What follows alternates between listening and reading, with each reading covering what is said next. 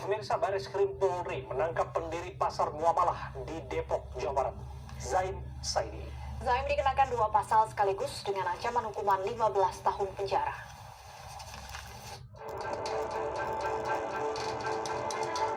Setelah transaksi jual beli di pertokoan kawasan Tanah Baru Beji Depok, Jawa Barat viral di media sosial karena menggunakan uang dinar dirham, bukan mata uang rupiah, polisi menangkap Zaim Saidi yang merupakan pendiri pasar muamalah di Depok. Polisi menjerat Zaim Saidi dengan 2 pasal sekaligus. Menurut Kabag Penum Polri, Kombes Pol Ahmad Ramadan, Zaim disangkakan dengan pasal 9 Undang-Undang Nomor 1 Tahun 1946 tentang Peraturan Hukum Pidana dengan ancaman hukuman 15 tahun penjara. Selain itu, Zaim juga dijerat dengan pasal 33 Undang-Undang Nomor 7 Tahun 2011 tentang mata uang dengan ancaman hukuman 1 tahun penjara dan denda 200 juta rupiah.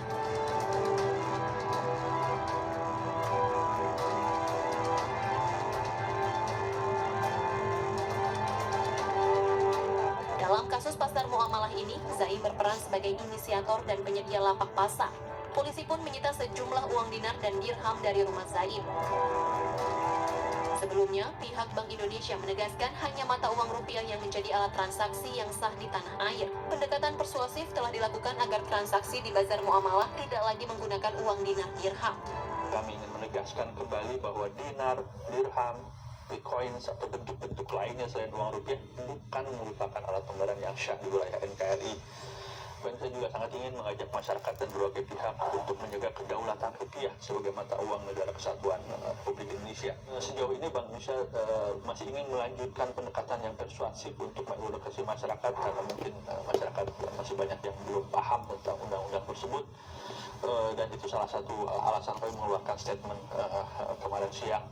Tetapi sampai satu titik itu sudah meresahkan, Bank Indonesia tidak akan ragu menerapkan peraturan ini, dan kami tentu saja akan bekerja sama dengan pihak-pihak yang berwenang, khususnya kepolisian. Pasar muamalah ini sebelumnya viral di media sosial karena melayani jual beli menggunakan uang asing dinar dan dirham, bukan rupiah. Pasar ini beroperasi sekali per 2 pekan. Pasar hanya beroperasi selama 4 jam mulai pukul 7 hingga 11 waktu Indonesia Barat. Pasar muamalah menjual sejumlah barang seperti pakaian muslim, parfum, dan makanan ringan. Tim Liputan iNews melaporkan. Hukuman apa yang dijerat terhadap Zaim Saidi, pendiri Bazar Muamalah Depok, Jawa Barat? Adakah aktivitas sejenis selain Bazar Muamalah Depok? Sudah bergabung bersama kami Kabag Penum Polri Kombes Pol Ahmad Ramadan, Ketua MUI Holil Nafis, dan pengamat hukum Abdul Fikar Hajar. Selamat sore Bapak-Bapak. Selamat sore. Baik, saya ke Kabag Penum Polri terlebih dahulu. Pak Ahmad, apa yang menjadi dasar penangkapan dari Zaim Saidi dan apakah saat ini Zaim sudah ditahan? Ya, saya jelaskan bahwa kemarin telah dilakukan penangkapan terhadap saudara ZS dengan pertimbangan bahwa yang bersangkutan telah melakukan tindak pidana penggunaan uang atau mata uang selain rupiah. Penggunaan yang digunakan adalah penggunaan dinar emas dan dirham. Ini melanggar pasal 9 Undang-Undang Nomor 1 Tahun 46 tentang Peraturan Hukum Pidana yang ancamannya 15 tahun penjara. Selain itu, penyidik juga menjerat dengan pasal 33 Undang-Undang Nomor 7 Tahun 2011 tentang mata uang.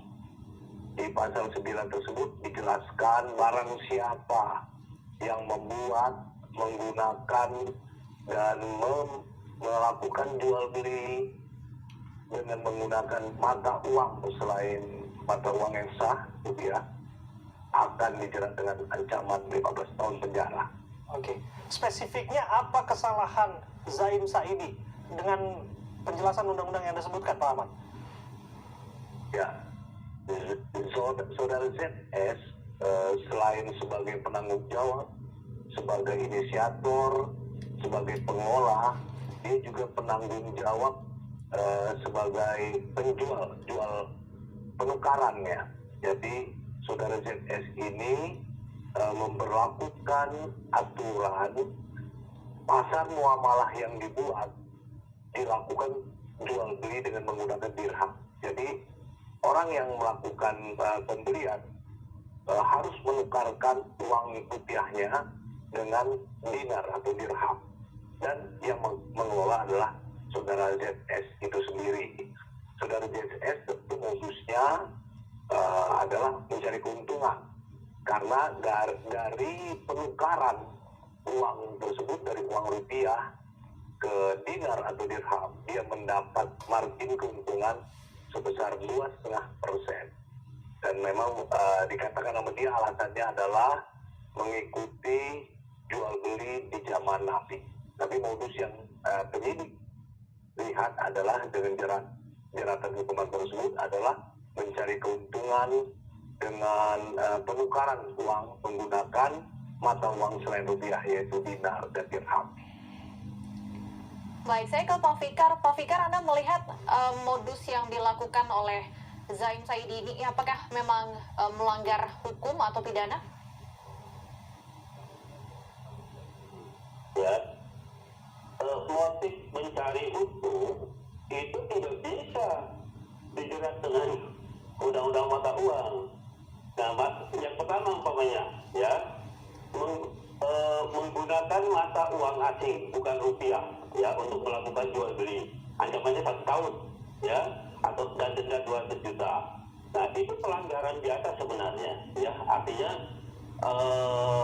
dia menggunakan mata uang yang bukan rupiah, ya, yang bukan rupiah. Karena itu kemudian dia diancam hukuman pelanggaran sebenarnya 1 tahun ke bawah itu dan 200 juta. Nah, tetapi ketika menerapkan pasal 9 Undang-Undang Nomor 146, menurut saya itu keliru. Karena tekanan pada pasal 9 Undang-Undang Nomor 1 tahun 46 itu adalah meniru, membuat benda semacam mata uang. Nah, yang dimaksud baik uang atau uang kertas. Nah, yang dimaksud dengan semacam mata uang atau uang kertas itu adalah uang Indonesia. Karena ini hukum Indonesia. Undang-Undang Nomor 1 tahun 46 itu hukum Indonesia gitu. Jadi yang dimaksud adalah mata uang Indonesia. Jadi meniru rupiah atau meniru sen atau meniru Bukan dinar dirham maksud Anda ya? bukan. Oke. Ini undang-undang Republik Indonesia. Bisa langsung direspon oleh Pak Ahmad Ramadan soal kekeliruan penerapan pasal terhadap Ahmad Zaidi? Ya, Zaim Saidi maksud kami? begini ya.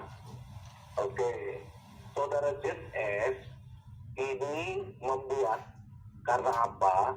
Uang dinar tersebut yang memesan adalah yang bersangkutan.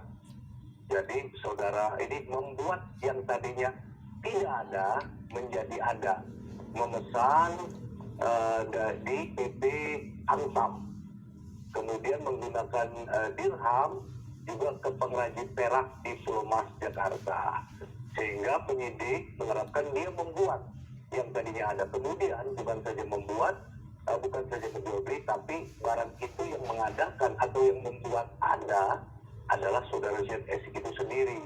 Ya, ini kan negara Indonesia, tentunya aturan Undang-Undang Nomor 1 tahun 46 tersebut di pasal 9, barang siapa yang membuat, yang tadi kategori membuat itu adalah membuat ada, ya, membuat ada dari sedangkan tadinya barang itu tidak ada, dipesan oleh saudara ZS sehingga terdapatlah uang dinar atau dirham. Setelah ada, digunakanlah sebagai modus tukar, kemudian digunakan sebagai alat jual beli di lapak yang juga pengelolanya adalah saudara ZS, sehingga penyidik berkesimpulan memenuhi unsur-unsur pasal 9 Undang-Undang Nomor 1 tahun 46 dengan ancaman 15 tahun penjara. Kita ke MUI, mendapatkan perspektif MUI mengenai kasus ini. Bagaimana Pak Holi? Ya, yang pertama berkenaan dengan keyakinan bahwa kembali kepada zaman Rasul itu dengan cara dinar itu tidak tepat. Karena dinar dirham itu ada sebelum 400 pada era ya 400 tahun sebelum Masehi. Jadi Nabi Muhammad SAW itu meneruskan dari sebelum Nabi, bukan Nabi mencetak sendiri, artinya berbeda dari mata uang sebelumnya. Dalam yang saya telusuri di dalam naskah yang pernah dari para sahabat mencetak dinar dirham itu pada zaman Sayyidina Ali itu pun tidak masih berlaku keseluruhannya pada kekhilafahan Ali bin Abi Thalib. Nah, yang kedua berkenaan dengan penggunaan dinar dirham, memang kalau di dalam Islam apapun yang bisa dijadikan alat tukar dan bisa diterima sebagai alat tukar itu sah hukumnya. Meskipun kalau melihat dari sejarahnya, orang pertama kali menggunakan barter, kemudian dari barter ditemukanlah emas dan perak, sehingga emas itu dinamakan dinar, perak dinamakan dirham. Soal berapa beratnya dulu memang kaul yang banyak disebutkan adalah 4,25, jadi 4/4 lah ya, atau ada yang mengatakan 4/45 atau 5 kurang 1/4. Tetapi banyak masyhur mengatakan 4/4. Nah, setelah dinar dirham itu kan evolusi menjadi mata uang. Oleh karena itu, masing-masing negara setelah Perang Dunia Kedua itu mempunyai mata uang, termasuk di Indonesia menetapkan uang rupiah. Selain uang rupiah dianggap tidak ada sebagaimana tadi Undang-Undang Nomor 1 Tahun 46 ya. Nah, oleh karena itu kalau berkenaan dengan hukum Islam, apapun yang bisa dipakai untuk transaksi itu sah. Termasuk tadi umpamanya Bitcoin, cryptocurrency atau berupa dinar dirham. Akan tetapi Islam mengakui terhadap hukum negara. Waulil amri minkum, jadi ketika sebuah negara menetapkan mata uang demi kemaslahatan umat seperti Undang-Undang Nomor 1 Tahun 46 itu tentang mata uang rupiah dan tidak sah melakukan pembayaran, seperti halnya Undang-Undang Nomor 7 Tahun 2011 tentang mata uang, maka negara tentu sebagai penegakan hukum sah melakukannya. Oleh karena itu